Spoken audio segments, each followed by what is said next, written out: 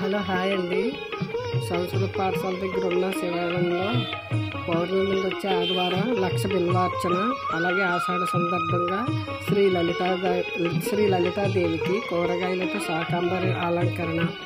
13వ తారీఖున కూరగాయలతో పువ్వులతో దండలు గుచ్చి భక్తుల సహకారంతో సుందరం గారు శాస్త్రి గారు అలంకరణ చేశారు. అలాగే ఎవరికి తోచినవి కూరగాయలు పళ్ళు అవి తెచ్చిచ్చారు భక్తులందరూ. ఫస్ట్ కుంకుమ పూజ ప్రారంభించి కార్యక్రమాలు మొదలుపెట్టారు.